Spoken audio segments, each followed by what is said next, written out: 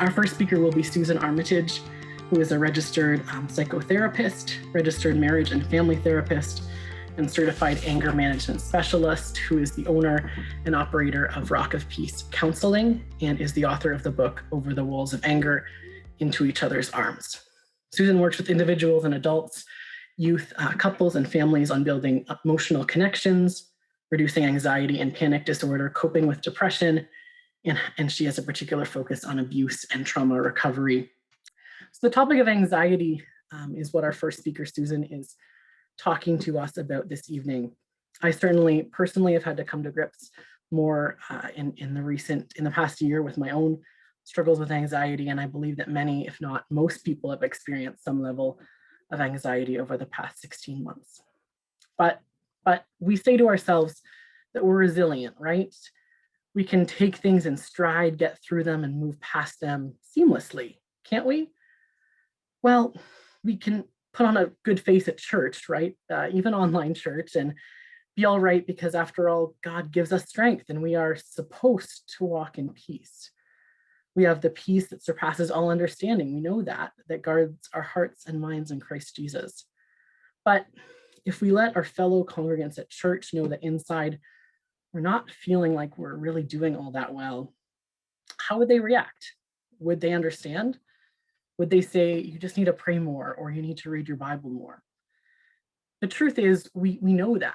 As believers, we've heard those things. We know that, but yet we still can have very real struggles. So the question is, where does this leave us? Hopefully, we will all get some answers this evening for ourselves to these difficult questions and realities, and from what Susan is here to share with us. Susan, thank you so much for being here and being willing to speak with us this evening. Please take it away from here. Well, thanks very much, Caleb, for the lovely introduction. And I really appreciate being invited to this event and to be a speaker here. And yeah, thank you. I'll do my best to fulfill that. Okay, so I think it's a great title too that you came up with there, Caleb. When we've all been through what we've been through, struggling with some anxiety and all the changes, we do have to think about how we're moving forward in this, because it's not necessarily as easy a transition as it may seem that it should be, that we should be just running free and saying, yay, it's just about over and we're all getting vaccinated, but there's a lot of questions still. And I have a few questions that I'm going to give everybody here to think about. 5 questions to ask yourself to learn from pandemic-related anxiety. Now, I think we should start with clarifying what is anxiety and how does that differ from stress, or is it the same thing? In my experience, the things that I've learned along the way, my understanding of stress is that it's the pressure you put on yourself or someone may put on you to maybe get something done. So you're in a hurry and you want to get something done. It has to be done by a certain time, meeting a deadline, that's stress, or having more things to do on your to-do list than what you can do in a day. You're just trying to do too much. That's an example of stress. Whereas anxiety is something that is more underlying, more within. It's not something so much that's coming from the outside or necessarily something that you're putting on yourself, but more something that you're carrying inside, something that has more to do with a feeling of something impending, something is going to happen and you're not necessarily sure what it is, or maybe you do know what it is and you feel anxious about it. It's quite normal to feel anxiety. We were created with anxiety. We were created to be able to experience stress too. It's all very normal. Anxiety, you might feel when you're getting ready to write an exam or to do a little bit of public speaking. So I have experienced a little bit of um, anxiety around this tonight, just in the preparation. If I got everything ready, am I all set? Am I going to be able to do a good job?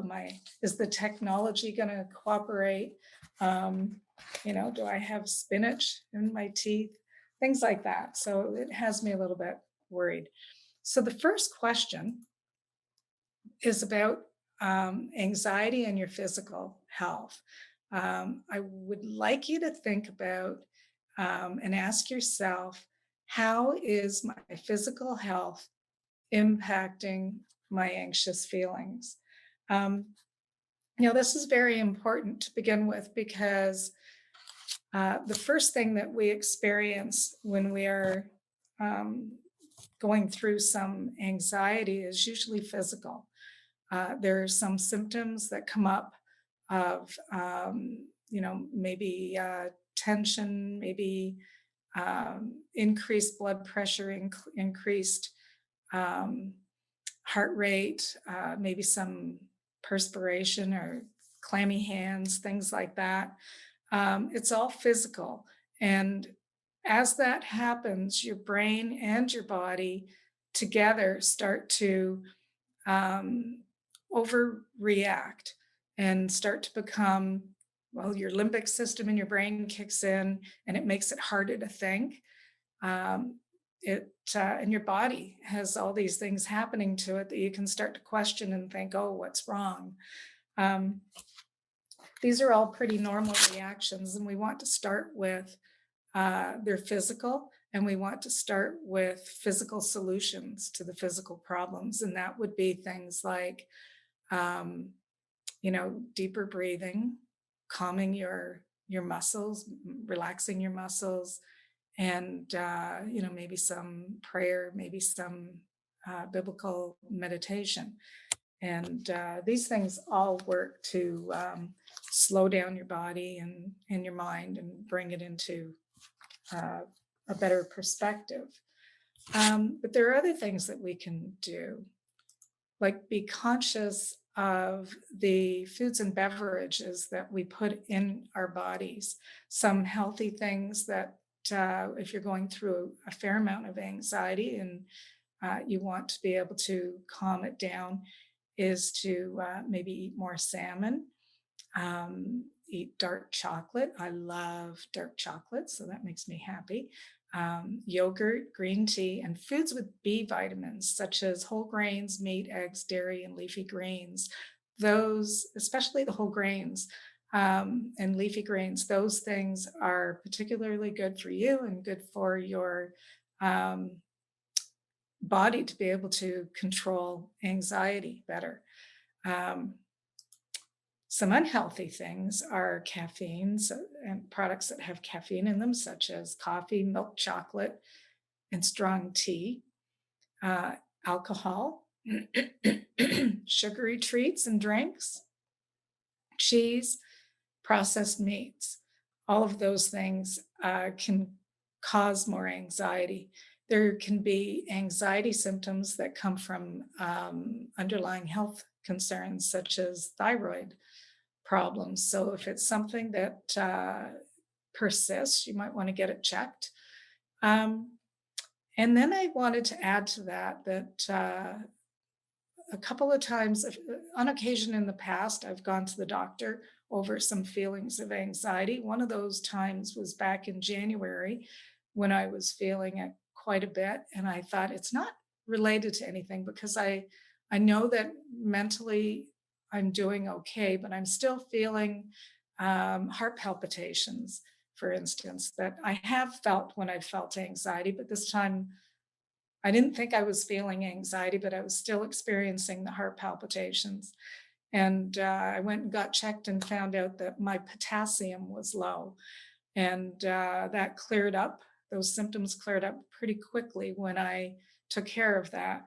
I've also had low magnesium in the past.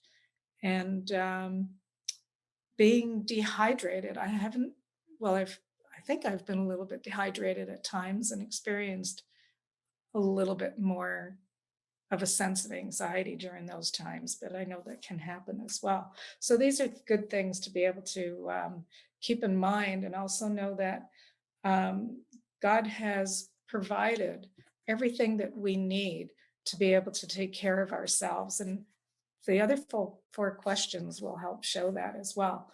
Um, Anxiety is a very normal response to an abnormal event, at least abnormal to us, such as a pandemic. I know they have happened in the past, but not to anybody, to very few people who are living through this one. Um, Now, the next question to ask yourself has to do with your mental health. How are my thoughts impacting my anxious feelings? I want you to do I have a little exercise for you to do here. I want you to think about time in the not too distant past when maybe you have felt some anxiety. And I think most of us have in the past 18 months or 16 months. So just allow yourself to think back for a moment of a time of feeling that anxiety. Now, I want you to think about some of the thoughts that may have been going through your mind at the time.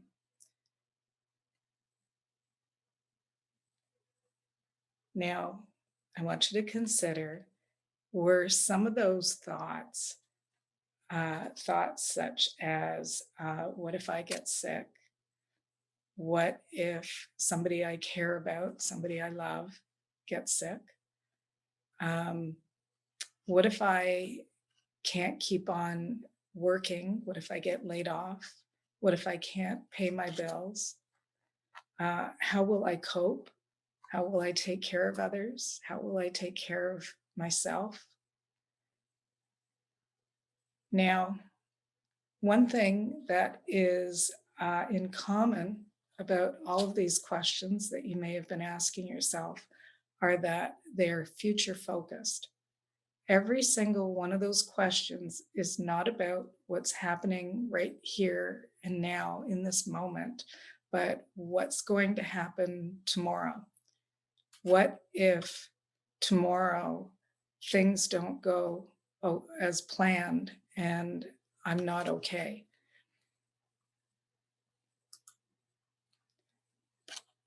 So this little exercise will show you how important it is when you're feeling some anxiety to think about what you're thinking. Most of the time, we don't do that, and we're not aware that we constantly have an inner dialogue in our minds where we're asking questions about what's going on.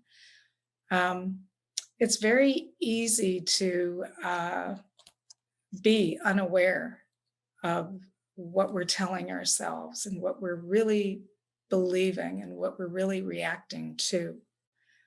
So I want you to start to think about what you're thinking and then stay in the present. God tells us to take every thought captive. And the key thing that I've noticed there is that God tells us to take every thought captive. Um, there's I was going to say a lot of negative words, a lot of negativity around us, a lot of negativity in the news, um, a lot of worry in all our neighbors, community about what's going to happen. And as we're coming out of this, we want to be able to learn from what we've been through. If we can't learn from this anxiety that we've experienced, then we are going to be in a bit of trouble. So taking every thought captive doesn't mean that we can control all the thoughts that come into our minds and all the things that we're surrounded with, but it does mean that we can decide what we're going to do with the thoughts that come into mind. So these thoughts that we hear in the news, or thoughts about what might happen tomorrow, when you're feeling at least reasonably okay today and managing okay today, and you have food and you have water and you have much of the care that you need, um, we can grab a hold of those thoughts that aren't helping, and we can replace them with healthy thoughts, preferably healthy thoughts from God's word. Um, because the what we do with those thoughts makes a difference on the amount of anxiety that we experience, and the direction that anxiety goes. So we can, it's even though it's quite normal to feel anxiety, we want to be able to use our thoughts to take hold of what direction we're going to go with that. Are we going to let the anxiety get worse, or are we going to let the anxiety get better?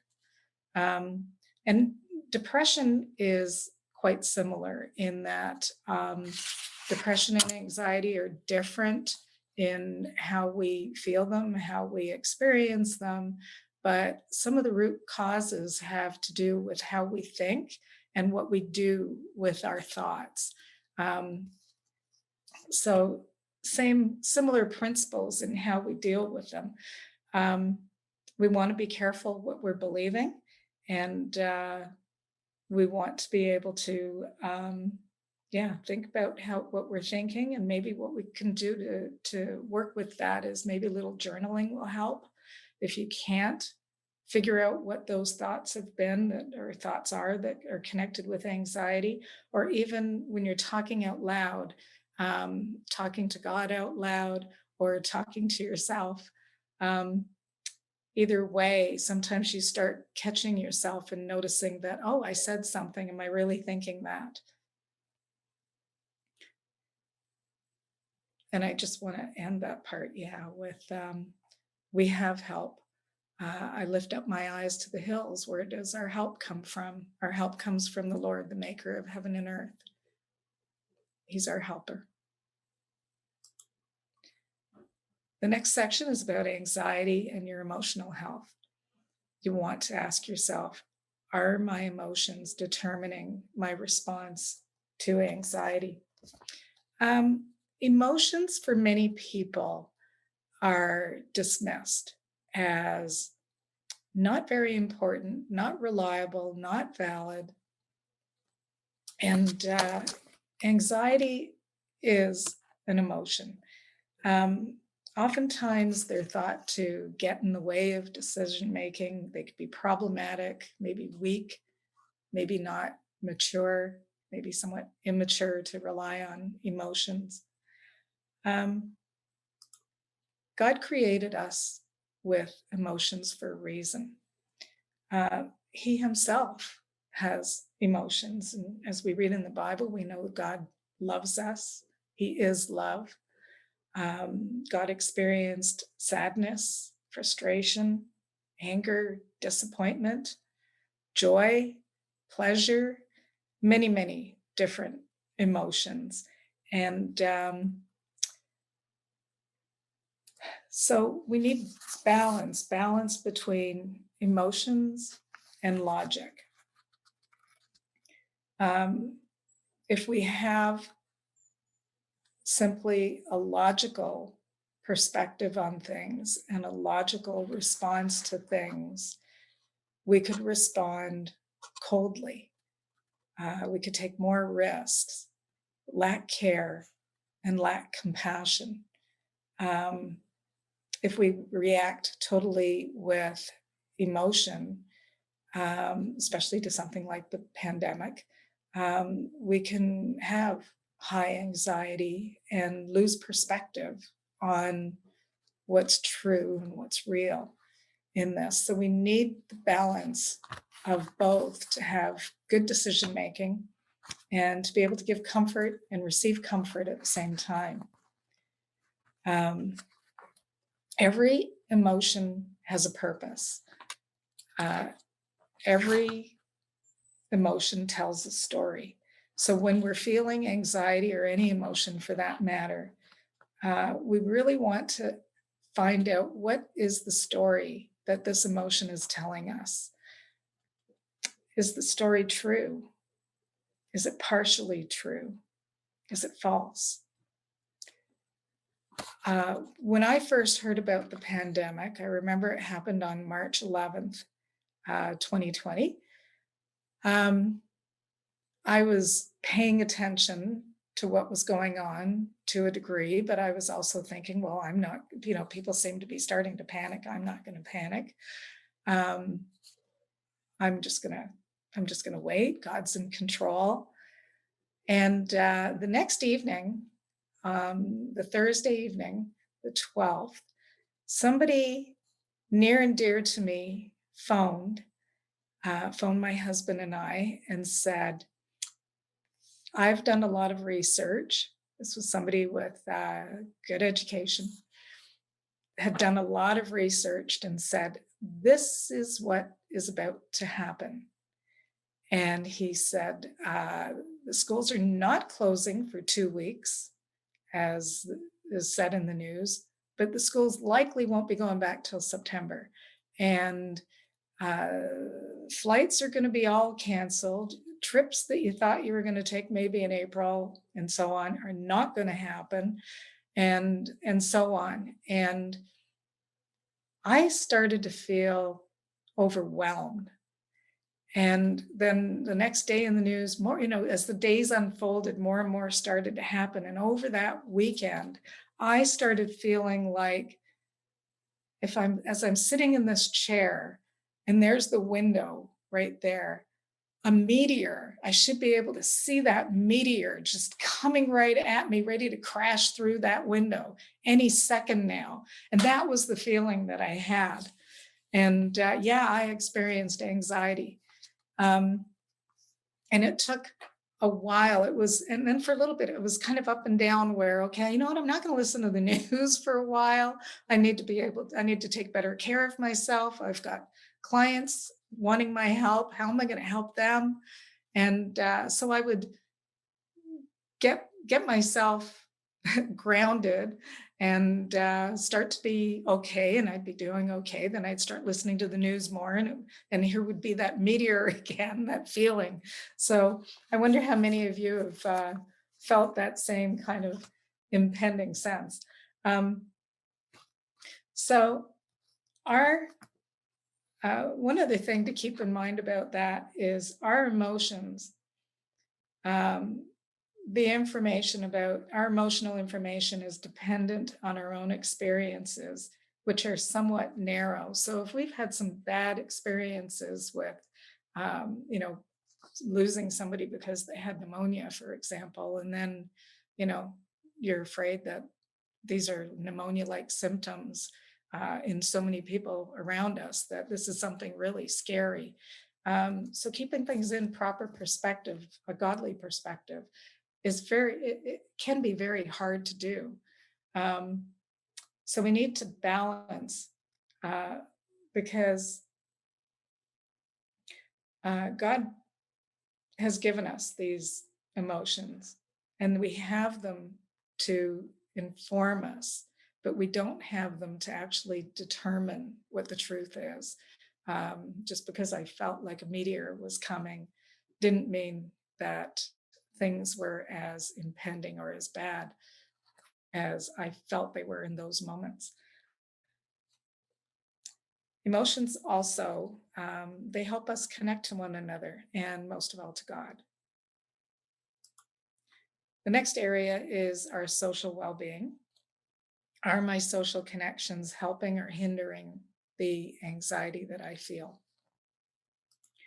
God created us for connection with Him and with others. I want to tell you a little something about those connections. It starts in childhood. This is attachment theory, if anybody has heard of that. When in a healthy home, if it's the way as God has planned it, a little baby grows into a toddler, and that toddler has both parents there. When the toddler falls down, the parents pick her, let's say her up. Um, the little toddler starts to grow and starts to explore the world around her. And as she falls, sometimes, she looks back and there's her parents, or, mom or dad or a caregiver looking after her. And she knows that she's got that sense of safety, um, that someone is there to take care of me physically, emotionally, mentally. I've got all the help that I need. Now, as that child grows, they explore more and more and become more connected with their peers, and very often grow up and meet somebody and start their own family and have a new connection. Doesn't mean they don't care about the old connection. They love their parents, but they have a new focus too. And they feel safe in those relationships and safe in the world, because they have this underlying sense of safety. Now, when a child doesn't have that, their sense of emotional safety, their sense of resiliency, ability to have resiliency is diminished. And sometimes parents aren't there fully for their children. They're going through their own things. There may be mental health issues, there may be sickness, there may be uh, generational dysfunction, all kinds of reasons why parents don't fully meet all these needs of a child. And the child grows up not having such a sense of safety and security, and ends up struggling maybe with more anxiety or more depression, and not being as resilient to these things as hoped for. Now, connections, our social support, our church community, our neighbors, family, building good connections, healthy connections with, you know, I want to say, it can't be necessarily with everyone, but choosing the people that are right for us in our lives, um, is very important to be able to build resiliency if you don't already have it. And connecting helps, prevents us and others from being isolated. The next area is our spiritual well-being. And the last area, and the question to ask yourself is, where is God when I'm feeling anxious? As we've seen, as we've went along here, God offers us peace physically, mentally, emotionally, socially, and spiritually. I love this verse. You will keep him in perfect peace, whose mind is stayed on you, because he trusts in you. This is in Isaiah 26:3. Sorry, I'm not going to check my notes right now, but you can look it up. It does make a difference how much we are making sure that we are God focused. He has not given us a spirit of fear, but of love, power, and a sound mind. In his word, he tells us many times, do not fear. So it's not just a matter of being afraid and praying and hoping that God will just remove the fear. It's we're co-laborers with Jesus, and in that we can take his hand and walk out of the fear with him by taking some care of ourselves too, physically, mentally, emotionally, socially, and spiritually. He's given us power and authority over fear and anxiety. And we can stand with him against what's not of him. And as it says in Ephesians 6, we stand. And after we have done everything, like putting on our armor, we stand. So that's it for my area.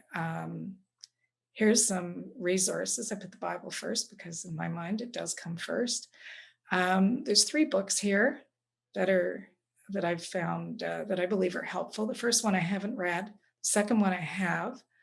And the third one, I've partially read it. And I recommend these three books. And then there's an Anxious for Nothing podcast by Max Lucado that might be interesting.